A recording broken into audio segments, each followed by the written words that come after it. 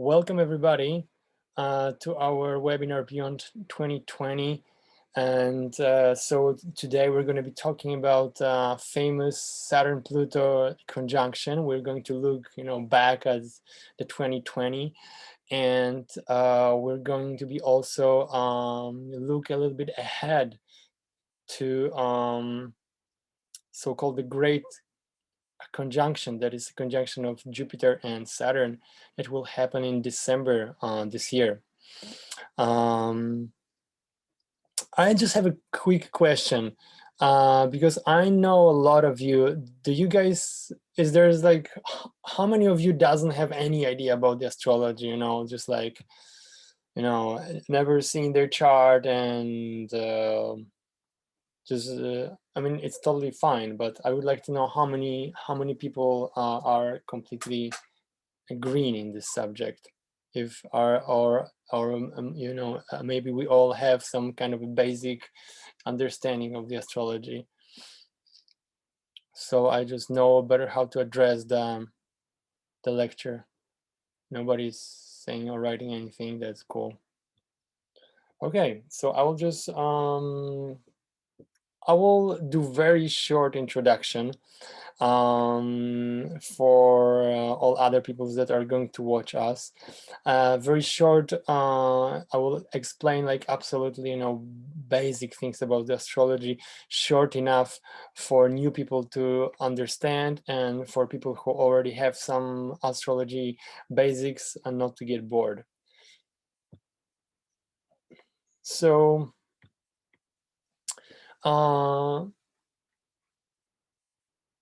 the Saturn-Pluto conjunction, this is and was and is very famous conjunction that the astrologers have been looking at already for quite a long time.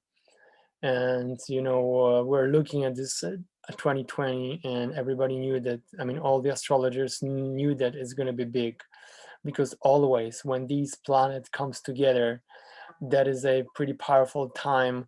And the contact of these two planets, Saturn and Pluto, always means very significant changes in history, basically. So what does it mean that these two planets actually meet or come together? What do I mean by that?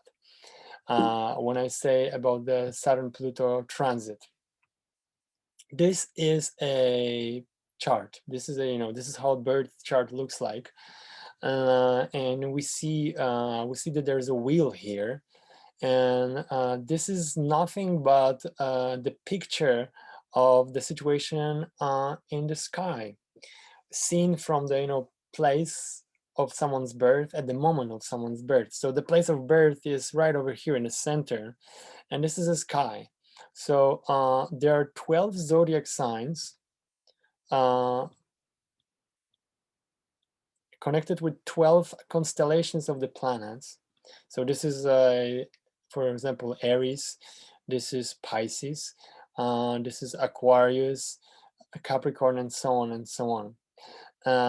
And here in the inner part of the circle, we see these glyphs, and these glyphs are planets.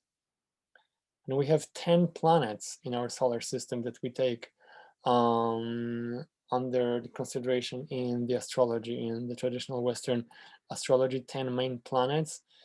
And so this is, for example, Mercury, this is Venus, this is Sun, this is Neptune, and so on and so on.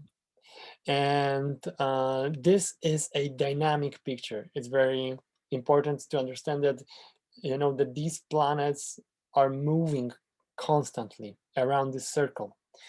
As you know, everything in this solar system revolves around the sun. So, our planet Earth revolves around the sun and other planets too. Moon revolves around the Earth, but also around the sun.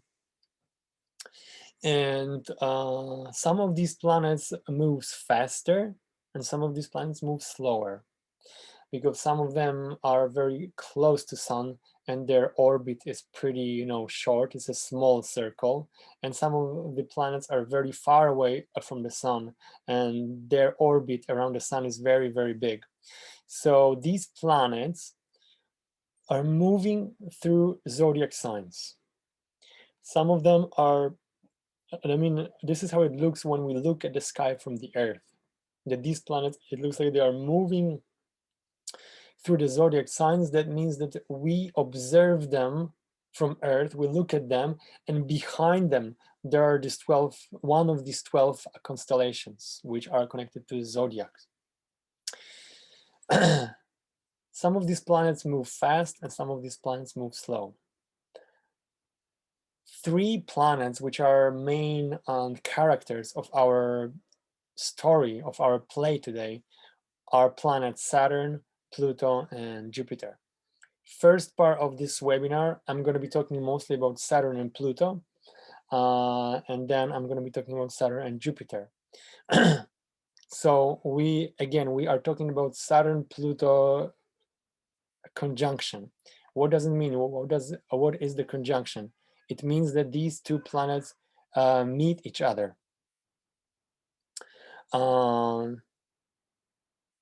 They met each other in January of 2012 in a sign of Capricorn.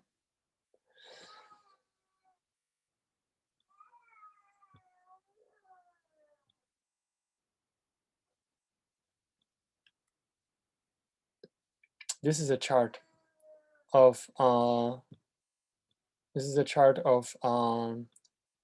from January 12th,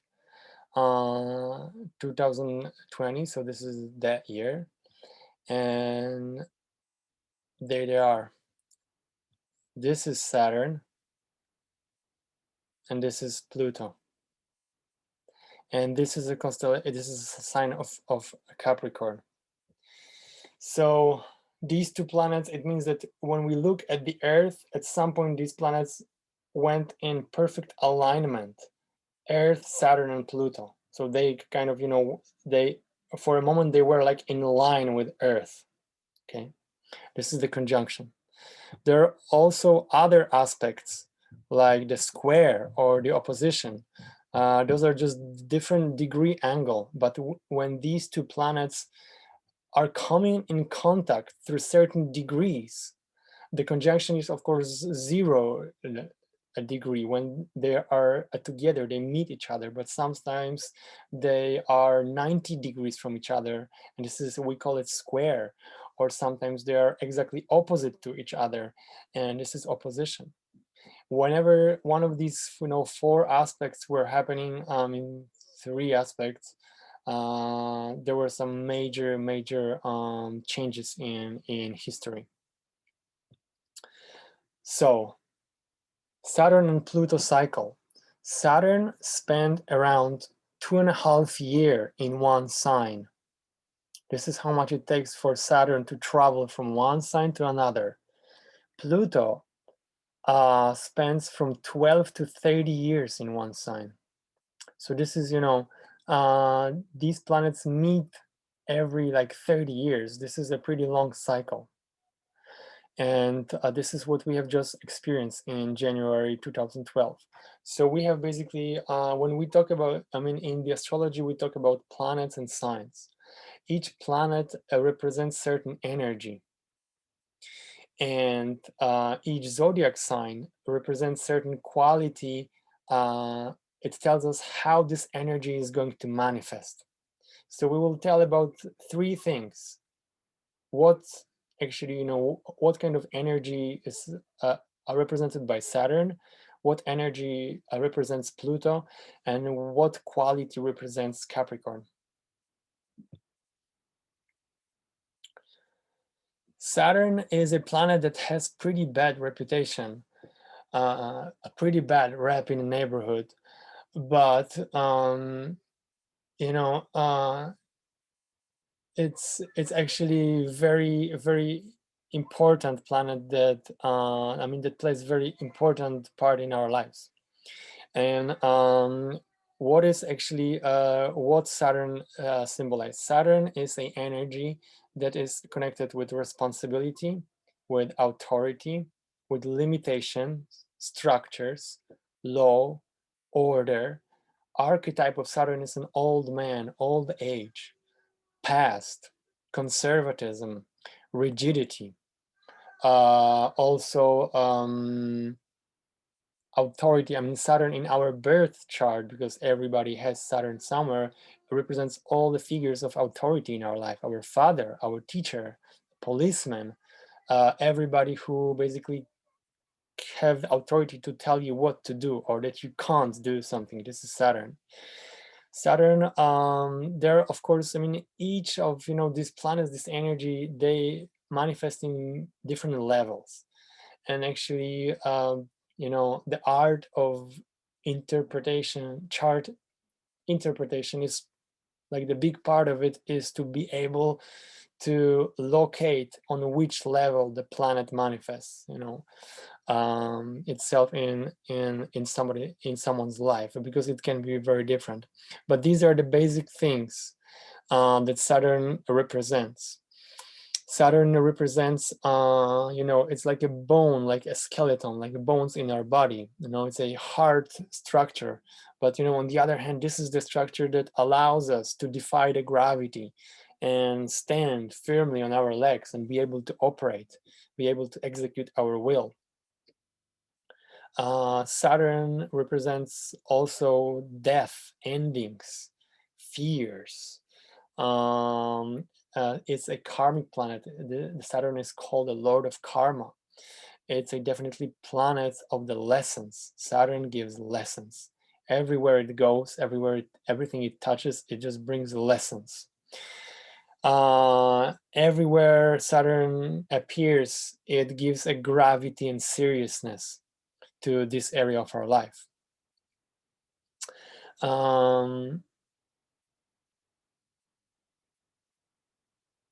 Stephen Arroyo, one of our favorite astrology authors, wrote in a phenomenal book that probably some of you know, Astrology, Karma, Transformation, that Saturn, and actually it also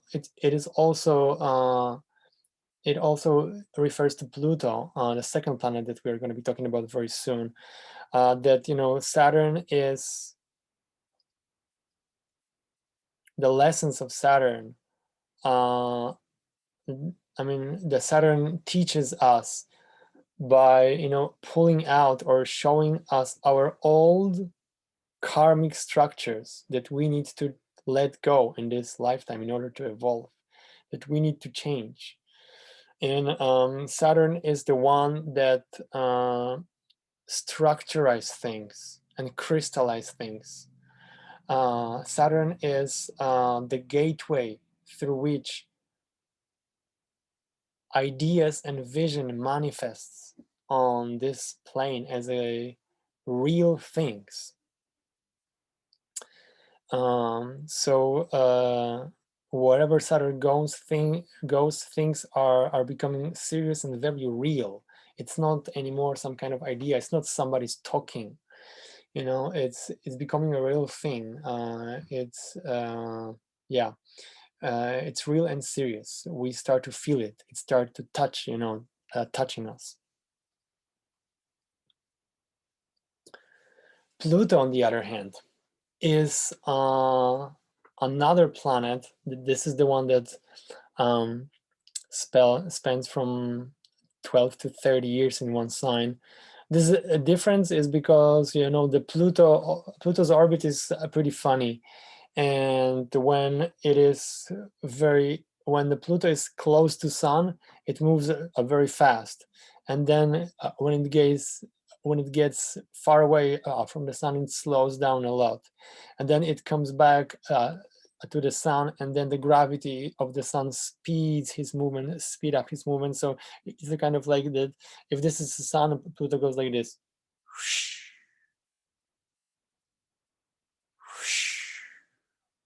So when it's close to the Sun, it's 12 years in one sign. When it's far away from the Sun, it's 30 years in one sign. Now it's pretty fast. Pluto is a planet that rules sign of Scorpio, and Saturn is a planet that rules sign of Capricorn and Aquarius. And this time is also so special because Saturn is moving from Aquarius, from Capricorn to Aquarius right now. So it's a very Saturnic time in general. I could say the Saturn is strong, is in it's in signs which he rules. So it's a pretty well established, prominent energy in the world in general now. Pluto. Pluto, as a ruler of Scorpio, is a planet that is this energy that brings or symbolizes alchemical transformation through death and rebirth. Pluto always brings crisis. Pluto brings evolutionary pressure. This is this Scorpio energy that basically Pluto symbolizes our courage, courage to face our shadow, our own personal shadow, but also to face the shadow of all of us as a humanity, the flip side, the shadow side. Pluto is the energy that goes inside. So we dive deep inside ourselves and we confront something that is there, that is hidden there, that is hidden or like buried, in our unconsciousness. Pluto is also that energy that, for example, if we are going through some kind of a traumatic experience, trauma as a kind of event which we are not capable to hold within our current capacity or structure. If something like this is happening, Pluto is also that energy that brings it inside and bury this inside us and wait until it gets ripe enough to bring it out. And then we got more strong and conscious. There is a time to pull it out. And then the Pluto is also the one that brings it to the surface and says, now is the time to deal with this. Now you have to face it.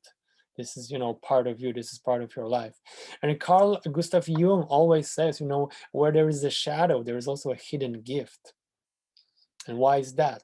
Because when we have the courage to go inside us and to confront our own shadow, and whatever we will find there, we will face and embrace it and says like, yes, this is part of me. Maybe it's difficult, but that happened. This is a part of me. This is me. When we do that, when we stop rejecting things and being in denial, when we are more in embracive mode, then we reincorporate those rejected things into our conscious system. So it's like you're putting back a missing puzzle of yourself. This was not here, this was lost, and now you are putting it back. Hence you become more whole, more integrated and more powerful. And the power is another key word when it comes to Pluto. Pluto is all about power, about hidden power. The Scorpio is this eighth house, is this place in our chart that says about hidden powers. So you need to go inside and confront your own shadow in order to find it. This is journey, the hero's journey by Joseph Campbell. This idea. And whenever Pluto goes, things are becoming very intense. In our birth chart, Pluto symbolizes obsessive control, because wherever there is a power, there are games of power as well. And so we sometimes we use a manipulation in order to get power or to maintain power. This is also a Plutonic side. But let's go back to what I just said, that the Pluto is the one that that bury things inside us if we are not ready to confront them. It's like a wound, under the skin, like a splinter under your skin. First, like, it's not a big deal. It's just basically there and it doesn't bother us so much. But then, you know, it's becoming infected, and it's becoming bigger and more painful. And, you know, it reaches the point that it's becoming like a huge, you know, thing under your skin here, and it's super painful, it's unbearable. And then you have to deal with this. You know, now is the time to deal with this, because you cannot stand it. And then the Pluto is also the one who drains the wound, and, you know, brings a relief, you know, takes things outside, brings things to the surface. So there's also, the Pluto is a healer. The Pluto is a regenerative force. Our teacher, you know, he always says, when there's a time of cleaning, when there's a purga, it's always, you know, the best thing to do if you are already in this and you cannot escape anymore.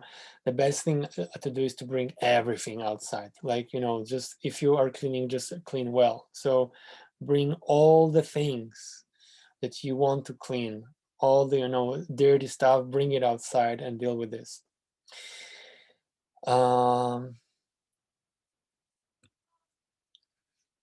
So basically, these two planets, Saturn and Pluto, are coming together now. Maybe one more word about, you know, evolutionary pressure, because this is what Pluto also does. Pluto is like, you know, like a pressure cooker. It's creating a evolutionary pressure. Pluto is showing us what we need to change in order to evolve, in order to move forward. It's always, it's the same, you know, thing. It's bringing out those old karmic structure and says, you have to let it go, you have to stop that. This might have been working in the past, but it's not working anymore, so that thing needs to be changed.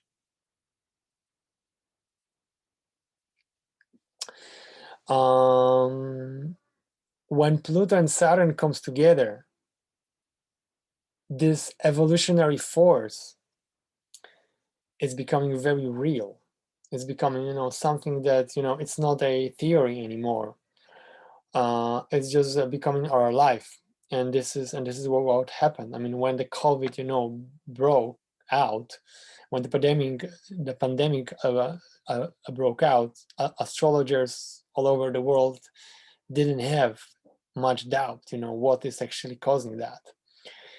And also looking back at the history, that's why we know that, you know, that's why we know how this transit works, or, you know, we have at least an idea what to expect, because we know from the history that every time when these two comes in contact, there's something big. And actually what is happening now so far is not the worst case scenario at all, because we are going through a conjunction. The conjunction is still a pretty harmonious way of these two planets come in contact. Let's look at this slide. Here is a brief, you know, a recapitulation of Saturn and Pluto cycle in 20th century.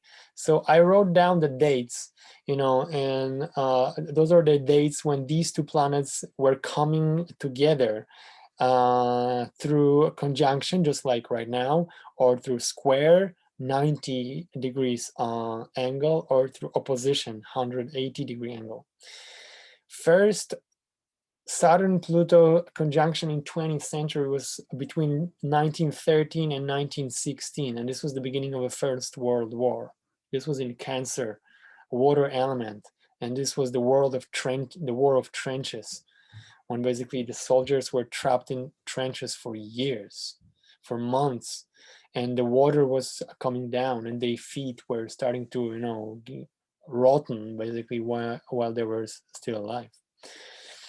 Then there was after between 1921 and 23, it was the square between these two planets, and this was emergence of the fascism in Europe. This was, you know, also when Adolf Hitler appeared, at least.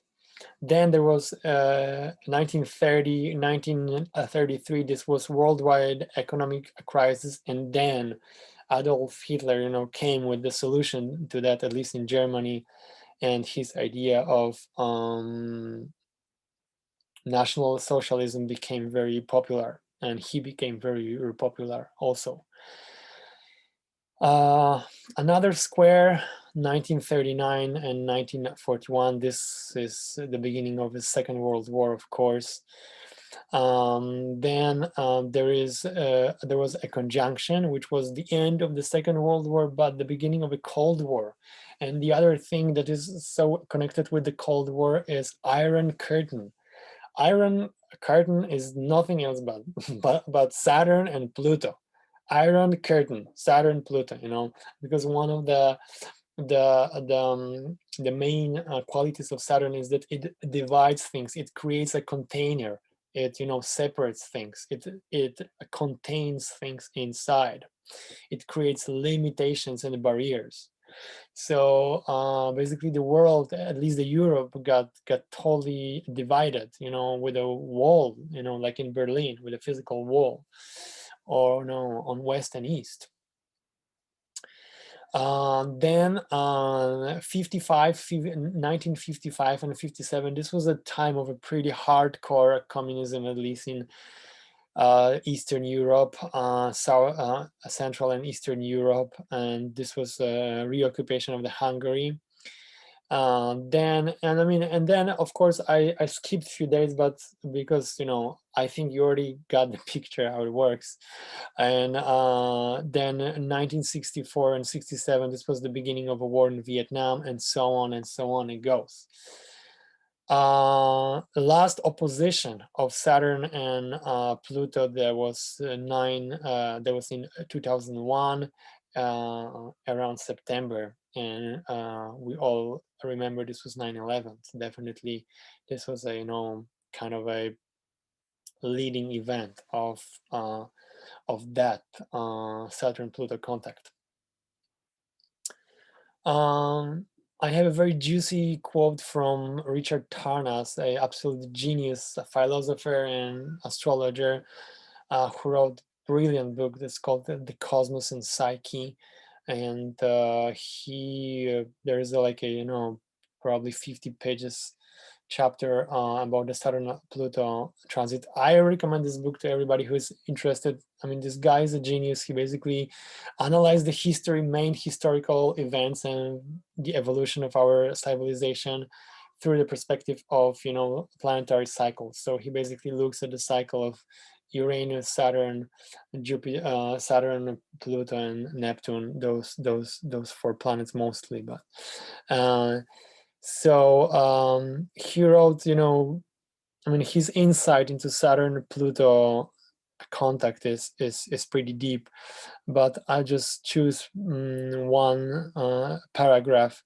It says, profoundly weighty events of enduring consequence, violence and death on a massive scale, the irrevocable termination of an established order of existence, a collective intensification of division, antagonism, and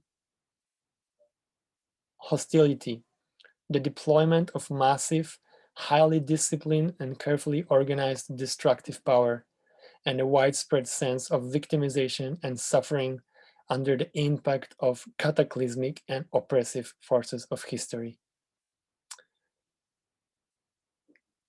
Doesn't sound too good, but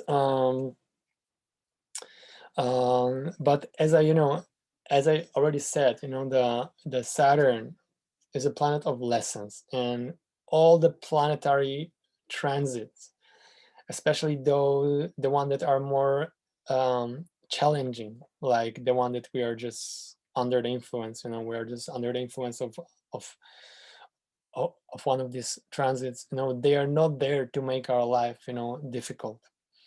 They are not designed by somebody to decrease a population or something like this.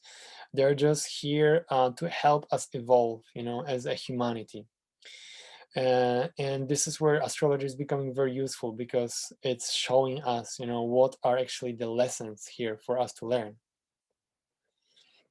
Before we'll get to this, this is all already a part of this.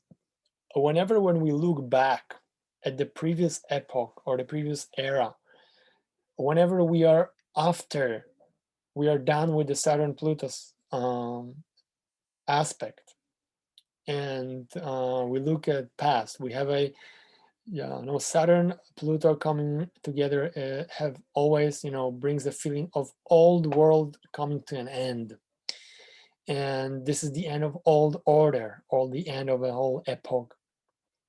The old times will be remembered as a time of illusion, naivete, deceiving ourselves, playing games, not taking things seriously.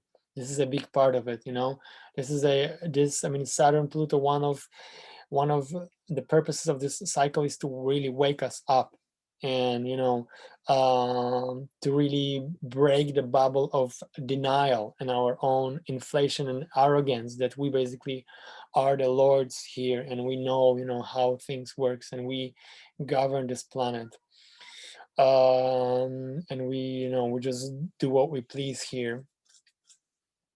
So always when we look at the past, Saturn and Pluto brings this soberness, and we just look back and it's just like, wow, we're basically playing with fire there, and it's good that we woke up. This is where we are at, this is one of the beautiful symbol of the transformation is butterfly. And as I mentioned, the Pluto is a transformation through death and rebirth.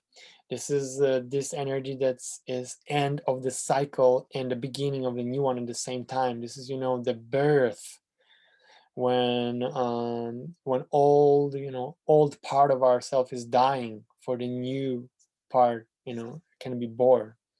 So this is a caterpillar that just goes into a cocoon, and then inside a cocoon he turns into bio-goo.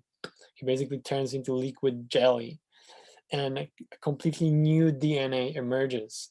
And the butterfly is like the final product of this evolutionary process. But the birth of the butterfly is the death of a caterpillar at the same time. So the caterpillar needs to die, and as when you look at the things from the perspective of the caterpillar, it's tragic. When you look at the things from the perspective of the butterfly, it's not tragic at all, it's beautiful, So the perspective is also pretty crucial thing here. And on the end of this process, there's something beautiful waiting for us, always. Another powerful symbol of transformation, a phoenix, the bird that burns itself, just dies in flames every period of time, and then he rises up, he born again from the ashes.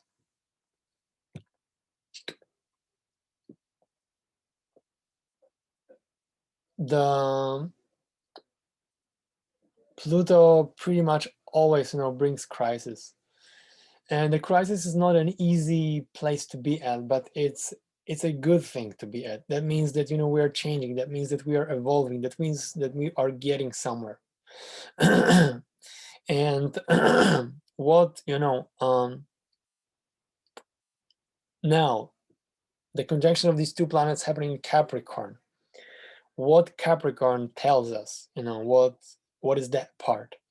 The Capricorn, as a sign ruled by Saturn, is a sign very much connected with social status, social order, hierarchy, authority, figures of power as well, discipline.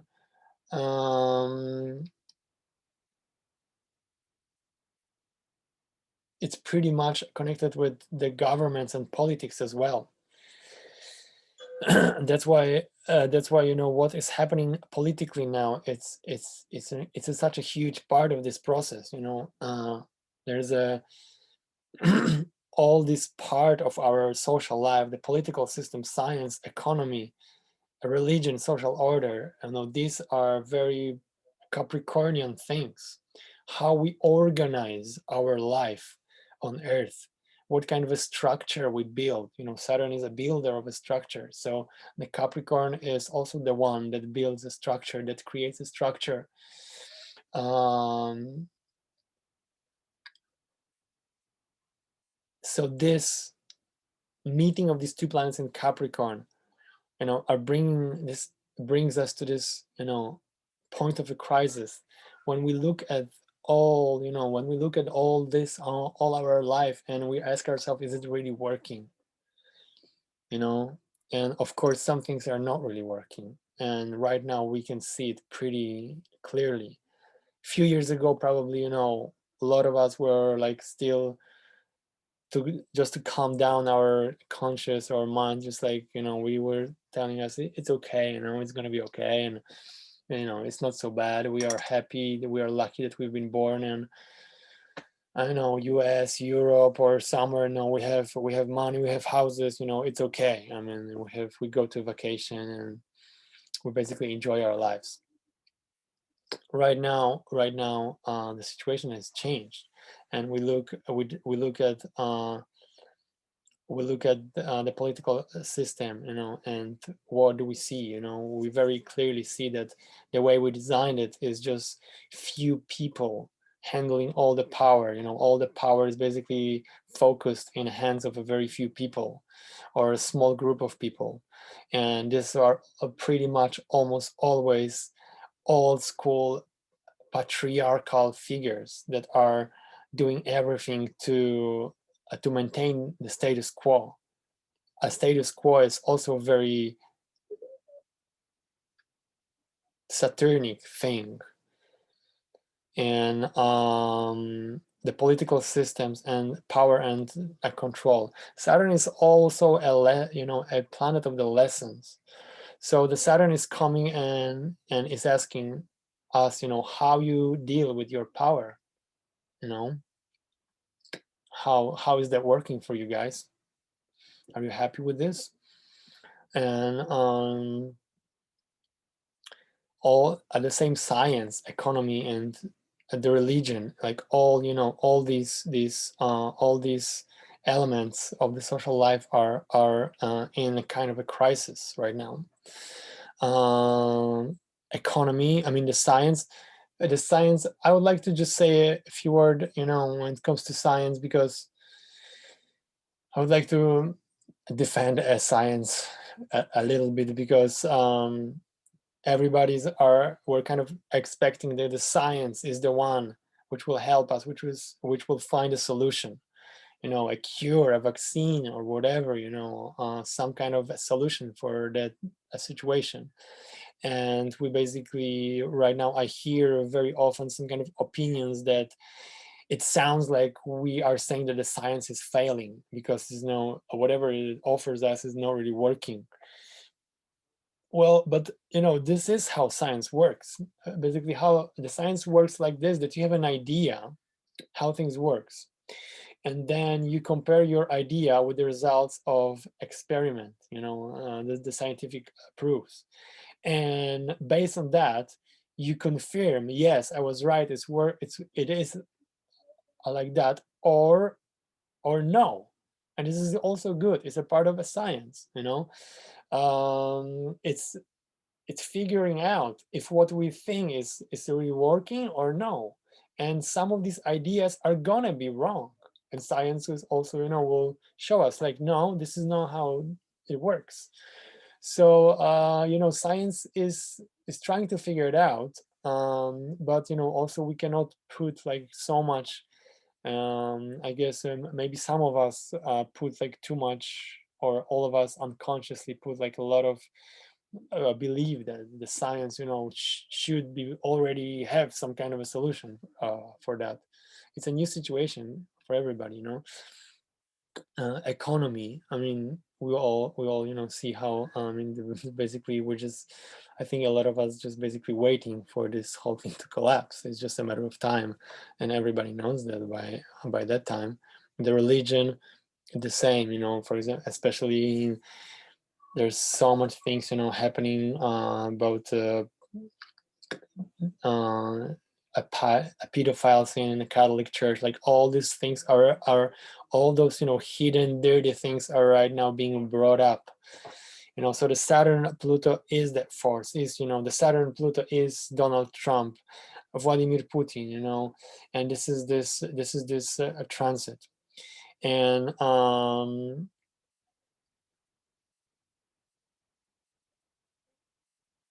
this transit also works like in a way that, Saturn makes it very real, and Saturn always demands to take responsibility. uh, Saturn is the force that is telling us, take responsibility and grow up. So the Pluto is coming, it's pulling all the dirty stuff out, and the Saturn says like, yeah, like deal with this, like, take a responsibility for this, feel the consequences. This is, how you guys designed your life here, and it's becoming very real. You will feel it to the bone. The Saturn will make sure that we feel it to the bone. The Saturn is telling us like, if you will not change your relationship with the natural environment, from like, a few years from now, you will not have clean water to drink and fresh air to breathe. I mean, this is how simple it is. And the Saturn and Pluto are the energies that there's absolutely no room for any kind of bargain here. This is just like, though all those things are right now thrown in our face, like, to deal with this and to understand it. But it's not again, it's not, to make our life difficult. It's for us to see it, to understand it, to acknowledge this. This plutonic scorpionic power is, is a bringing light to unconsciousness. It's a pulling thing out from the unconsciousness to consciousness. So right now we see a lot of things and we see that, we know that they've been always there, or they've been there for quite a long time, but we basically were choosing not to see it and not to deal with this. So right now, this is this moment when the wound is unbearably painful, and now we have to do something about it.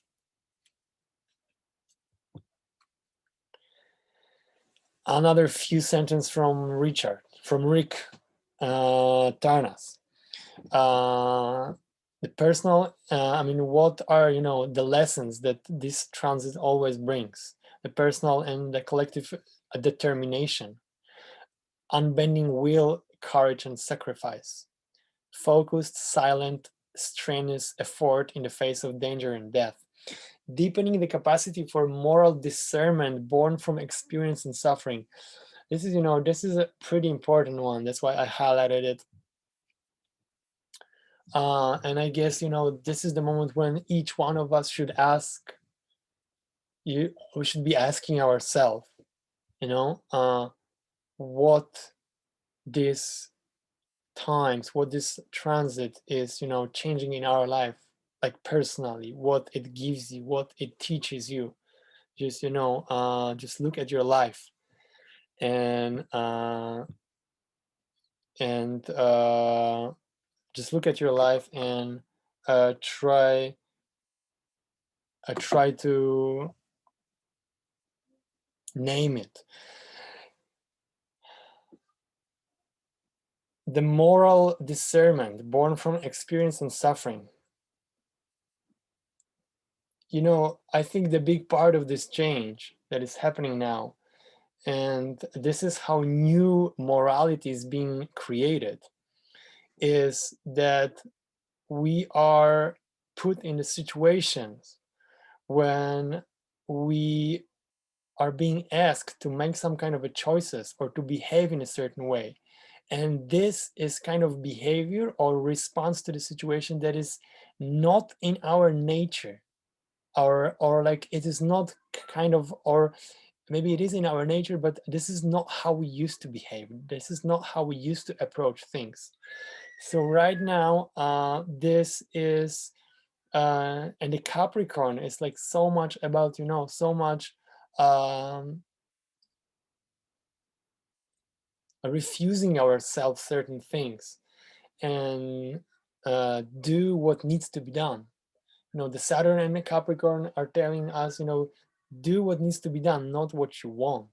The Capricorn, the uh, Saturnian discipline, big part of it is, is just like, um, I want to, like, the part of you is telling you, like, I want to have ice creams, but then the Saturn tells you, like, no, you already had ice creams, or like ice creams are not good for you. It's better for you to, abstain from that. And if you choose that, you basically are, if you, if ice cream is your problem, then you're doing a right thing, you know. So this is and my grandmother. I remember my grandmother, who survived the war in Warsaw as a 12-year-old Jewish girl, and she was telling me a lot of stories about war, and she was always saying that, the good thing, or the interesting thing, the one, interesting thing about the war was that the war was always showing who is who. The war was always, showing real nature of people, was kind of a pulling out. I mean, because of the extreme circumstances people were put to, this was a time, for the great courage and a great cowardness as well. And so this time has this kind of a vibe, that this time is opportunity for us, maybe to do things differently, to react differently, to respond differently, and to really look at the situation objectively and yourself, and ask yourself, like, okay, maybe I want, certain things, but maybe it's better to put, my own needs and my own preferences to put on hold right now, and ask, what is a good thing to do right now in general. And this is also, huge lesson of Saturn. And so this is also, this situation presents us this kind of opportunity to create a new morality. And as Richard Turner's wrote, In the Face of Danger and Death, he also says about the transformation and forging of enduring structures, whether material, political, or psychological. Yum, yum, yum.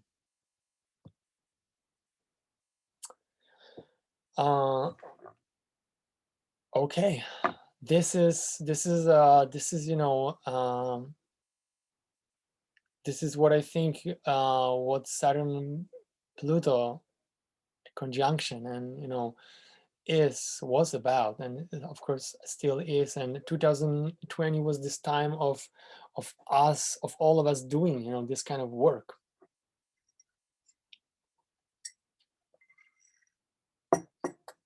What's next?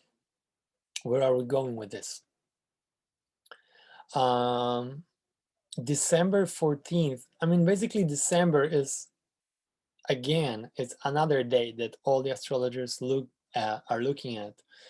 And it seems like, from astrological perspective, that a lot of things right now are kind of boiling down, to that moment. Because the end of this, the second part of December, there are going to be few astronomical and astrological events that will, overlap. For sure, bringing very special energy. So 14th of December, we will have a total solar eclipse. And a week after that, we will have winter solstice and the great conjunction of Saturn and Jupiter. Basically, the conjunction of Saturn and Jupiter is called the great conjunction. These two planets are meeting each other every 23 years.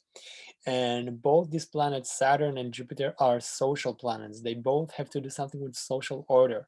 So their meeting is always marks some big changes in social order. I already explained, or shared what my perspective from Saturn. Now a few words about Jupiter, because he's like the third puzzle of this whole story. And the Jupiter was there in a Capricorn for last year. So actually the whole last year was a dance between Saturn, Jupiter, and Pluto. Actually these three planets were there, retrograding and moving forward and back, and meeting each other, mixing this energy and blending. So what kind of energy Jupiter brings to this whole thing? Jupiter is a lucky planet. It brings expansion, growth, success. This is abundance. So wherever Jupiter goes, it multiplies things. It basically, makes things bigger. Jupiter always also symbolizes the truth. Wherever Jupiter goes, it kind of like lifts some kind of veil of illusion, is showing us the truth.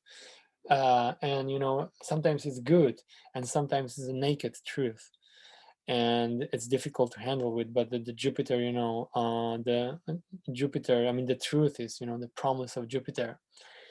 I remember this picture. I don't remember who was it. It was like one of these. I don't remember who painted this picture, but it's a picture of basically the naked a woman that is with a very angry face crawling out of the well, and the picture is called "The Naked Truth." And I always think about the Jupiter. Sometimes it is like that, but basically Jupiter is a planet that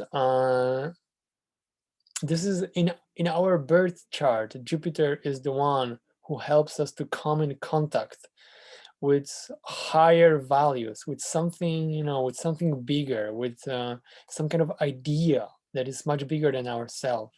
Jupiter is, kind of the best of us.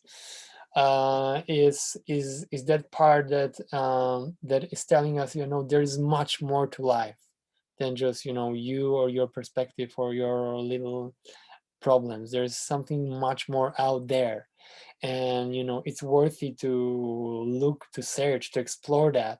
And it's worthy to basically, to sacrifice some part of your life or energy or time towards that.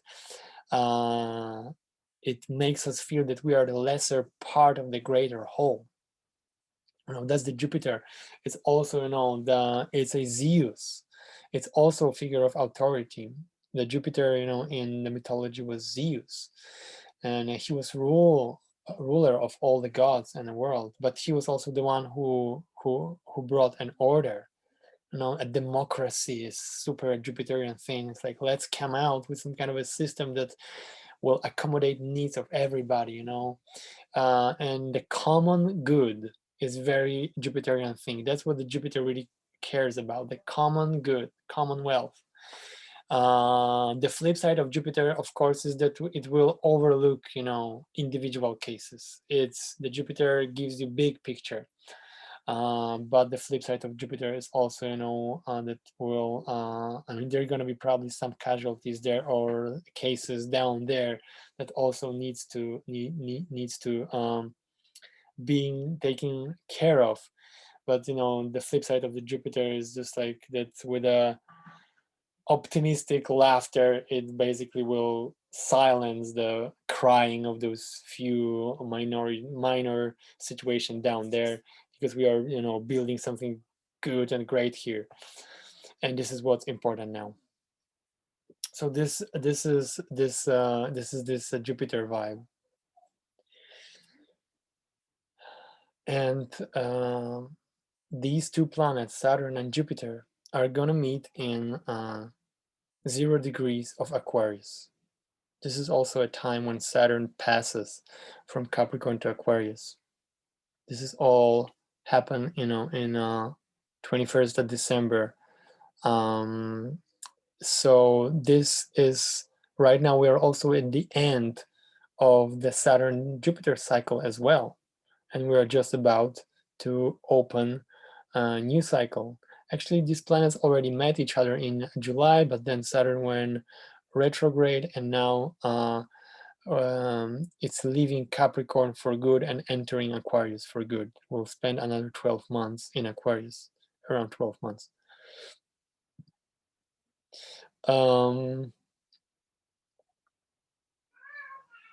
This is very significant that it's happening in Aquarius. And I think, that this is a pretty big step for all of us towards, Aquarian age, or this is really when the Aquarian energy is kicking in, and we can already feel it. I mean, part of what is happening in the world, part of the changes is pretty much Aquarian energy, or the Aquarian changes. What can we expect from that? Dane Rudier wrote that basically each zodiac sign brings a kind of remedy, or brings balance to the extreme of the previous sign. So the extreme of Capricorn is definitely what we are dealing with now, because the Pluto Saturn makes it pretty extreme and pretty real. And last few years when these two planets were in Capricorn, this was very Capricorn time in general. That's why so much the politics and the social order these are were so much brought up to the front, and so many things were happening around that. Then Aquarius comes, and Aquarius is also a sign ruled by Saturn, but Capricorn was earth element sign. Aquarius is air element sign. So Capricorn is super about structures, physical structures, or social structures, order structures. Aquarius is about mental structures. It's a completely different energy. I mean, there is a part of Aquarian is a Saturnic, and it's an order, but it's a new world order, definitely.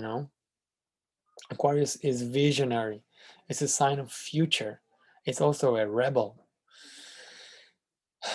So right now, when Saturn will come to Aquarius, this is going to be, I mean, the question that we are facing right now is how will post-Capricorn world will look like? Because this is what we are going to be dealing now with, post-Capricorn world.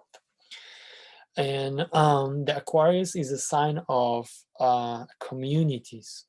And definitely key word of Aquarius is freedom.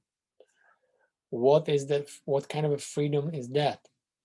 It's a freedom from all kinds of limitations, especially when it comes to past and all imposed things. Aquarius is the energy that wants to break free from chains of the tradition and past and all this stuff. Aquarius is super focused on the future. This is a vision of the future. Aquarius and its ruler planet Uranus is a very prominent planet in charts. For example, all kinds of inventors. Uranus, ruler of Aquarius, is basically a planet of geniuses and weirdos. Because of this look in the future so much. And another thing that Aquarius values above all is individualism. This is one of these strange signs that contains so many paradoxes in itself, and it's probably pretty difficult, not so easy to grasp as other signs. But I will try. I'll do my best, to tell you. I mean, to describe you, what kind of energy is going to be. This is energy of the community and friendships as well. How come? How come? How come? The Aquarius is so much about individualism and the community and friendship at the same time, because the Aquarius is this part, is the type of energy, or is this archetype that is telling you, I am different, and you are also different. And it's going to be, Aquarius's mind is basically focused on what is different. And Aquarius is telling you, I am different. Look, I look a different way. I speak different language. I have different skin color. I was born in a different time. I have different worldview, different experience, different sex, different experience. I mean, different culture. Everything is different about us. But and Aquarius is, you know, so much about bringing this individual uniqueness forward. And it says like, I need a freedom to, you know, to be who I am. But at the same time, through exposing these differences, Aquarius, you know, energy brings us down to the common denominator of all of us. And Aquarius is like, yes, we are different, but what we all have in common is that we are all people, you know, we're all humans, we're all human family. And on a deeper level, we are all brothers and sisters. So this very strong energy of the community, and you know, the vision of the whole humanity as a family of brothers and sisters. That's why, you know, Aquariuses, for example, are very famous from um, placing, you know, the friendships, or you know, the relationships with friends equally as, for example, you know, romantic ones, or the relationship with husband and wife. I mean, I'm just like heard so many complaints about Aquarius's wives and husband, that you know, that basically they are I mean, there's difficult to get some kind of a priority in, you know, in a world of Aquarius, because there's an underlying notion that we are all, you know, brothers, we are all equal, you know. And it doesn't matter that, you know, that this person is some beggar on the street and this is my husband or wife, you know. Actually, Aquarius is pretty much a focus on this kind of a level, that see all these two people, I mean, you know, what they have in common. The community, very Aquarian thing. So independence, freedom, individuality, community. This is gonna be that time when we are gonna, Aquarius will bring this energy that will we will feel much stronger need to break free from the system, and to create the communities, groups, independent from the system, that are basically based on the future values and friendship, and you know, more personal, individualistic approach to community members. But then Saturn comes in there, and you know, the Saturn structurizes things and makes things real and asking for a responsible. So Saturn in Aquarius is a responsible member of the community, and that is already, you know, a big part of it. I mean, what is happening now, you know, this Aquarian energy that is already, we feel it, it's telling like, government will not fix it for you. Government will not fix it. They don't know how to do it. I mean, right now it's pretty clear that they don't have a solution for that. You can't wait for other people to fix it for you. Now it's all about, you know, yourself. It is right now about you personally, what you can do. And again, responsible member of the community, are you responsible, you know, enough? Can you take responsibility for yourself and for others? Can you wash your hands, keep the social distance, wear mask, you know, avoid the public transportation, transformation? No, the public transformation is pretty impossible to avoid right now. You know, so this is also part of that energy. Um, Independence from the system, freedom, equality. But I think the biggest part of it is just, you know, that we will be, you know, come closer to an understanding that right now it's up to us, you know, individualist, like individually. Aquarius also is showing us that you have a power to influence things.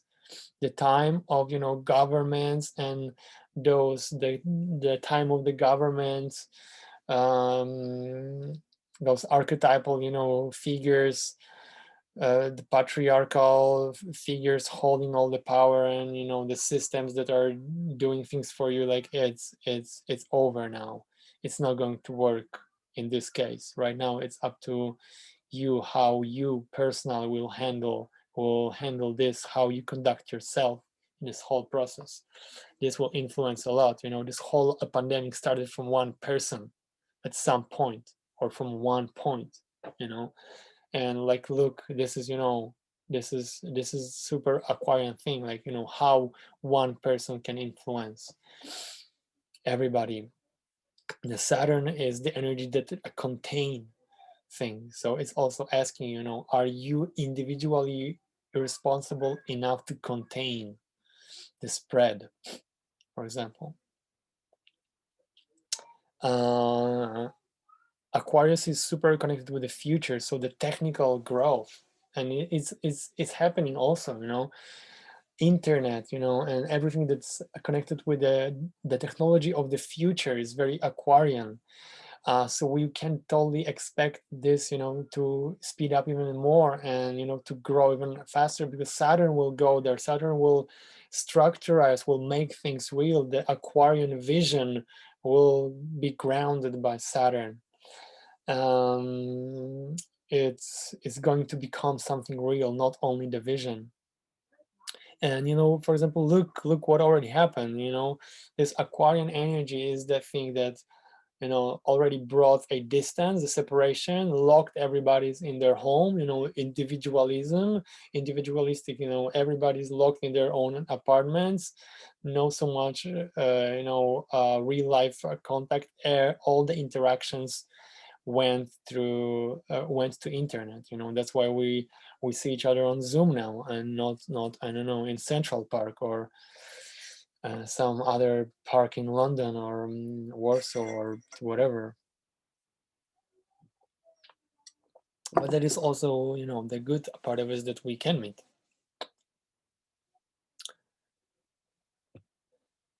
This is the chart. This is a chart for the December 21st. So very soon. And in the red circle, we see Saturn and Jupiter in 0 degree of Capricorn, you know, initiating this another Saturn Jupiter cycle with, you know, that is so much charged with Aquarian energy.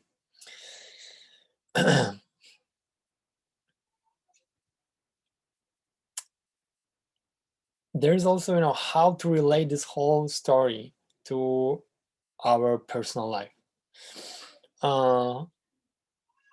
Each one of us has somewhere, you know, Capricorn in our chart, and, you know, this Saturn Pluto conjunction is happening somewhere in your chart. So, you know, somewhere in your life, you are going through this whole thing individually. You know, on the collective plane, on the collective level, we all, you know, see what's happening, and, you know, we all see what it is and how it looks. But like in your personal life, in your process of your personal evolution, you know, we are all undergoing Saturn Pluto conjunction somewhere. Richard Tarnas, I remember he was also, he mentioned it many times, that, you know, Saturn Pluto energy is a contraction energy. But this is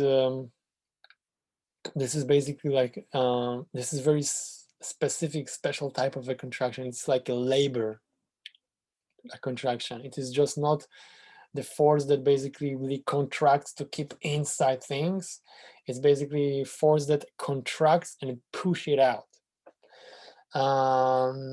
That's how Saturn and Pluto works together. You know, Saturn contracts things, and Pluto is pulling things out. Okay, let's go back to you know, the personal level of this whole story. We still have a little bit of time. So for those of you who knows a little bit of the astrology, you can look where, you know, this conjunction is happening in your chart. Which house will tell you the area of your life that is undergoing, you know, this transformation, these changes. So this is a chart for the, yeah, no, you can check where is Aquarius in your chart, or the cusp of, you know, Capricorn and Aquarius. And this house this next 2.5 years, I mean, Jupiter will spend in Aquarius 1 year. Saturn will spend in Aquarius 2.5 years. So this 1 to 2 years, a period of time from now on, this this is how you can predict a little bit of see what is going to happen in this part of your life, represented by each house. So the Saturn is coming, and the Saturn is pretty much solidifies things, structurize things. It's Saturn in Aquarius, so it's a vision of the future. The future is becoming real, or the vision of the future is becoming clear, crystallized. But also Saturn is very skeptical in the Aquarius, so and Aquarius wants to break free from the shackles of the past. So in this area of our life, we will probably feel this tide of energy, that we might feel this tide of energy that really actually, I wrote the sentence here that describes it perfectly. House in your birth chart will tell in which area of your life you will be willing to take bold actions towards freeing yourself from what was holding you back from progress. Ah, progress, pretty Aquarian thing, especially this is more like a Jupiter. The Jupiter will push us, encouragement, very Jupiterian thing. So Jupiter in Aquarius traveling through house will really encourage us, to really go out there, go, outside of the box, outside of old pattern, and really identify what holds you back in this area of your life. So I will go very quickly through, the houses. If this transit is happening in your first house, this is a house of image and the persona in Jungian understanding of word persona. So this is a kind of, the image we are creating and projecting outside.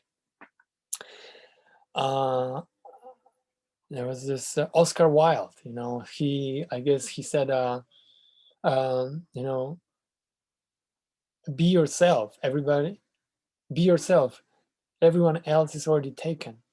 So this is the first house, who you are, who you identify yourself with, how you present yourself, how you perceive yourself, and also how other people perceive you, what kind of an image you are projecting out there. So this is going to be a time of really asking ourselves, like, are we, what we show outside, what we represent ourselves, is it really a true reflection of who we are down there? Or maybe, like, we're just smiling and it's a totally fake smile, because this is, what we've been taught, and all our, image that we are creating, the decision that we are making, and maybe it's, a, is it really our, what we want and who we are, or maybe this is, what's been expected, from us. Maybe it's a cultural imprint. So Aquarian says, like, break free with cultural imprint, be yourself. If somebody has a problem with who you are, then it's somebody else's problem. You're just not here to please everybody else. It's a time to be yourself right now, more than ever. Second house, material and financial security, and or values. This is a time when we also are going to examine very closely our approach to money, finances, and all the wealth that we possess, what we possess. Also our values, self-esteem. It's also second house. Are we building our self-esteem on what we have, our house, our car, our clothes, how we look? How are we managing our resources? Is it really what we want to do? Does it really reflect who we really are? Or maybe or maybe we just again do what we are expected to do. third house, the communication and mind. This is again looking very closely the way I think and what I communicate outside. The words I'm using, does it really reflect who I am and what I really want to communicate? Is my message, you know? Or the Aquarius again, wants to break free from all kinds of the limitation in the past, and really find your own way, find your own style in expressing yourself. In your meditation, examine your thoughts patterns. Do you think independent, or do you basically just become aware how much your thoughts and way you think is influenced by the culture, parents, or your past experiences or whatever. Fourth house, home, family, and emotional security. I think that a big part of the transit of Saturn, Jupiter, and Aquarius through your fourth house might be a time of you looking at how much, what is like my main motivation, how much I really want to do what reflects who I am, and how much I want to avoid difficulties. Because the Cancer is the crab, it's hiding in its cave, and because the outside world is rough, and then there are hard things being thrown at you. So the Cancer basically is very sensitive. I mean, it's hard shell outside but very sensitive inside. And so it's the time that is the time of the courage. This is this transit's telling you, all the Cancers, get out from your caves, and don't be afraid to get hurt. Don't be afraid to basically experience life. You cannot spend all your life in your cave. Make your decision. Not don't be afraid so much. Emotional security is a huge thing for Cancer. Just go out there and be free, be who you are, don't be afraid. Fifth house, house of the creativity, play, self expression. If you are an artist, that's definitely, I think, amazing time of um, clarifying your artistic vision, how you express yourself artistically, something new, a new way to express yourself.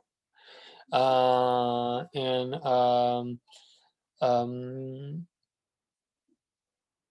tapping into new sources of creativity. This kind of, this might be like a turning point in like your approach to also the fifth house is what you shine with, is this energy, is where you shine. It's what you like, really, when you bring the best of yourself out. And the transit of Saturn and Aquarius will also definitely crystallize some new vision, new form of self-expression.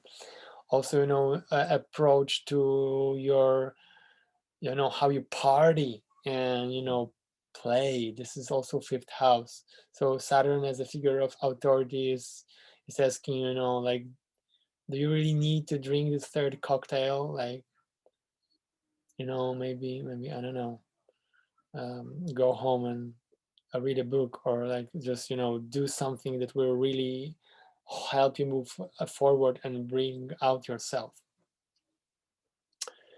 Sixth house, house of service, routines, everyday grind, and health. New vision of how we can do service for ourselves. The house of health, house of diets and cleanses.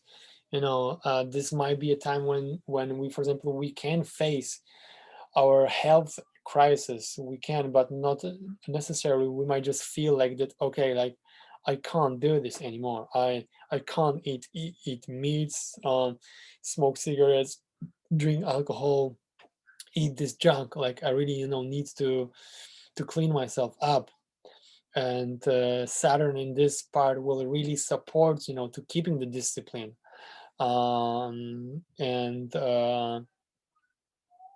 also like reapproach how you conduct your like everyday routine. The sixth house is this part of your life that you basically wake up in the morning, you brush your teeth, eat breakfast, bring kids to school, go to work, you go back to work, you pick up the kids from school, you make them dinner, and so this is also, sixth house.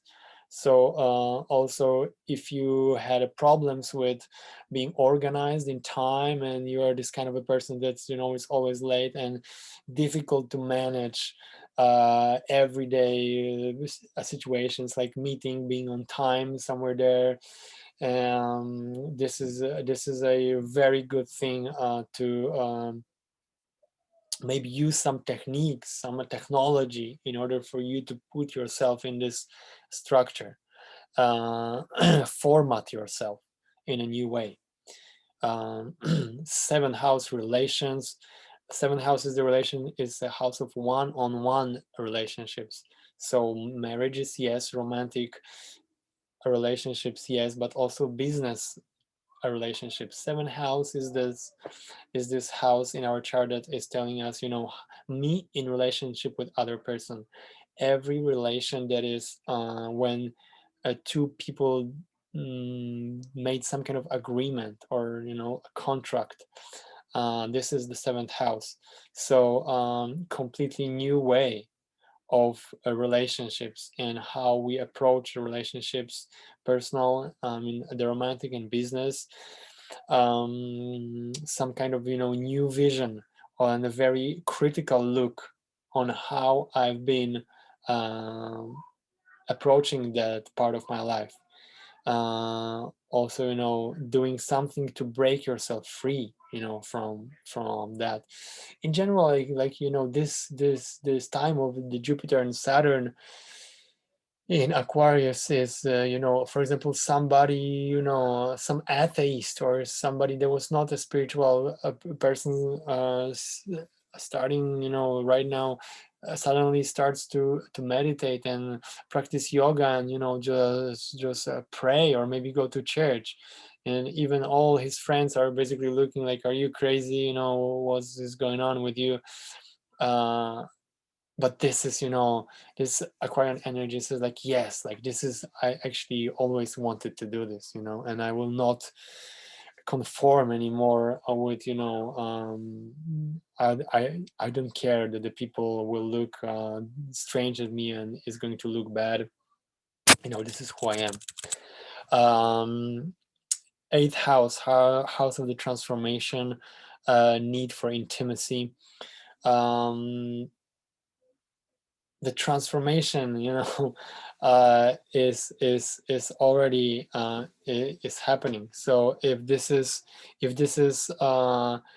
transit is happening through your eighth house, that's going to be probably even intensifying, what is happening. The eighth house is transformation through death and rebirth.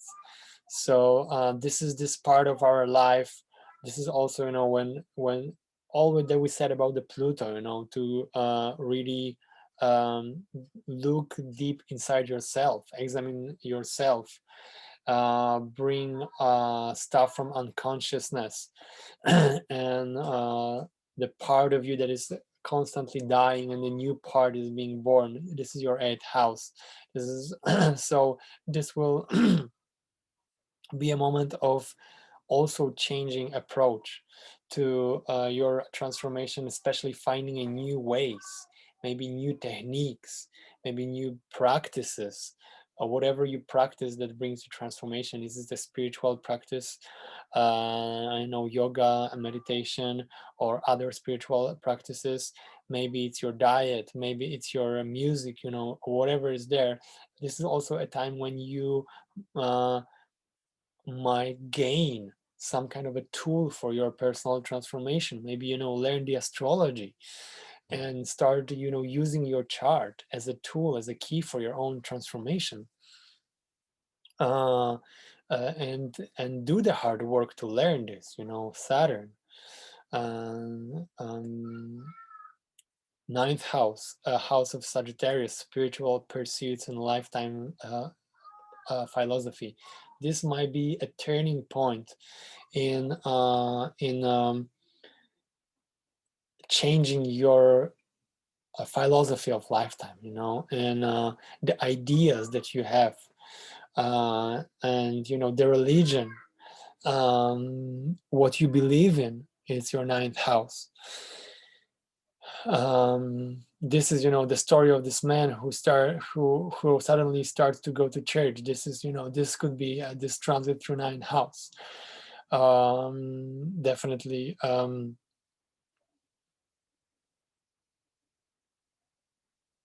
This is a house of higher studies and expansion. This is, you know, this is a time when we want to break free with ideologies that we had, a notion about how things works in general, and change the philosophy, embrace something new, and really, you know, go deep down to your heart, to the core of your individuality, and maybe you realize that what you believed in it, you know, is actually what your parents taught you. It's not actually your path. So this can be definitely a moment of changing a path on your spiritual growth as well. 10th house, house of career. This is a this is a completely new approach to a career, how you know, bring yourself forward, the work of your life. 10th house is, you know, a kind of the hat that you are wearing, you know, the the persona, the kind of image that you project onto the society, the work of your life, what you bring, you know, what you share with, what is your role, you know, in the the collective. So a very critical look on that area of our life, and definitely we want to break free with what we've been doing. Like, I don't want to be accountant anymore. I want to, you know, sell everything and go to Tibet. That can be this kind of situation. 11th house, house of friendship and the communities. 11th house is the house of the connection of how, like, my individual part, our individual self, and the connection with the group. So this time of huge reorientation, how you function in the groups and the communities. Maybe you are about to embrace new position in the group or the community. You know that the community is not only a spiritual community, it's your group of friends from work, or, you know, all kinds of communities. Saturn is a figure of authority, so this also is a time when the people in the community, your community, will start to treat you pretty seriously. You'll become a serious guy. They will start listening to you. It's also, you might embrace some responsible function in the group. 12th house, deep spirituality. You know, this transit might be also very, like, I mean, 12th house is like spirituality on the level of the soul. So this might mean some kind of a changes on a like very deep spiritual level, how you relate to world of spirit in general, the God, or whatever, you know, is your image or the embodiment of the spirit, or no image. But this is going to be the time when that we will really examine this part of ourselves. Okay, this is it. We are slightly after time. Let me just turn on the lights here. Maybe just I don't know. What do you guys think about it? How it sits with you? Do you have any questions? Was it something new or no? I think we have a time for one question. If anybody has any question.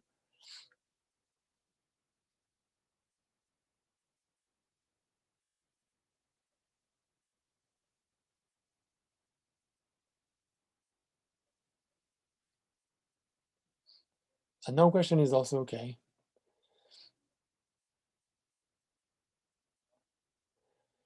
Okay, great. So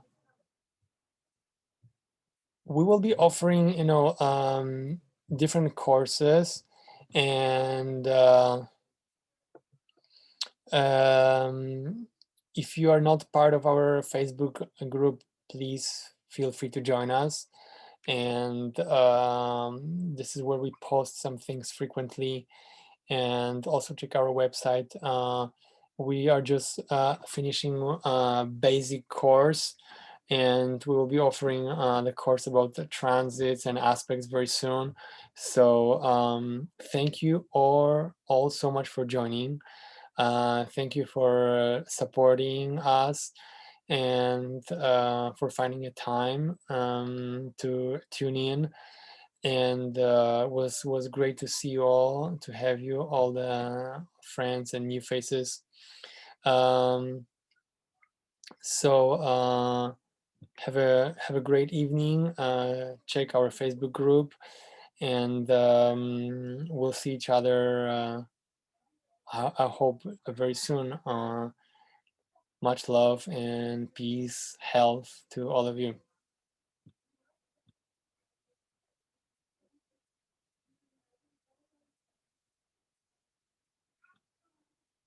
Thank you, Carmen, and everybody who wrote something.